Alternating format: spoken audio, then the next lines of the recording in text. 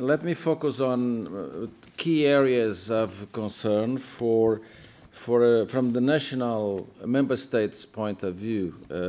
I think that from the Parliament point of view, we have several speakers, but let me point out what I think we should do at the national member states' point of view, and also what we need to suggest. First of all, well, the improvement of screening programs. If 1/3 of cancer cases may be prevented through proper screening and early detection, there is no reason why there is so few screening programs, or so scattered at least.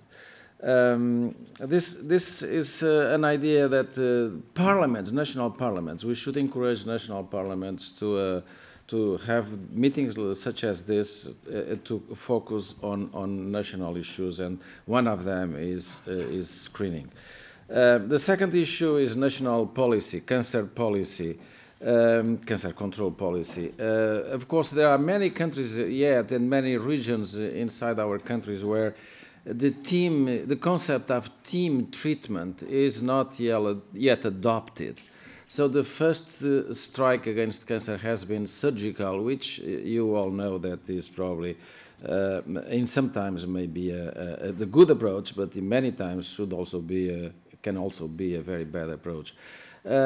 We also need to encourage member states to discuss the problems of specialization, of services planning, of scale economies and scale dimension for the treatment, which is a rather complex issue, once a very political, hot issue, because, you know, there are probably too many locations where cancer treatments are provided with not very high quality.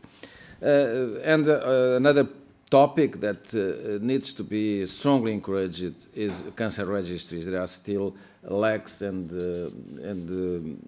pits in the cancer registries in several countries. So this priority shall be very important, as we witness in the FP7 presentation. On research, I'm not saying more than was already said, and was very good. I was surprised and pleasantly surprised by the quality of the amount and the comprehensiveness of research that has been done in the FP7.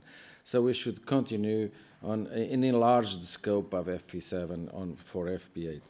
On cross-border cooperation, there are many areas where cancer treatment can be improved.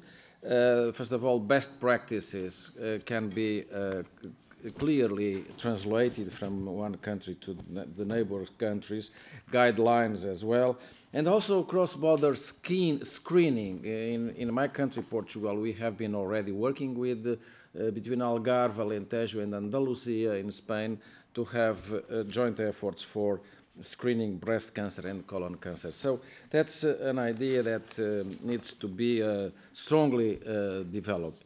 And finally, let me come to the discussion of patient empowerment. We really need to empower patients about to manage their own diseases, because one of the big problems that we face in cancer prevention is that we are afraid of the disease. And we usually don't come as we should come to the doctor or to a screening program or whatever, because we are afraid of bad news. And this needs to be combated through patient empowerment, patient information, patient empowerment. This is highly important.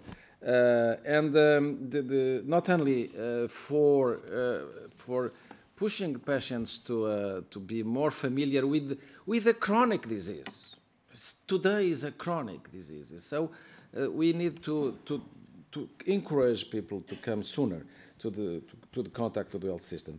But also inside the health system, once the patient is starting treatment, the talks with the patients, with the families, with the doctors, professionals, and volunteers is highly essential, as you may know. The idea of the Maggie's Center in the United Kingdom is a very nice idea, and I think that we should try to to pass this idea to other countries. Small houses, small homes where patients can meet other patients and can meet families and discuss their problems in a totally non-hospital based environment, but close to hospital, with a nice architectural environment. That's the concept of the MEG Center. So there are many things that we need to pursue, and we can do something here at our level, but also never forget what our duties in our member states. Thank you.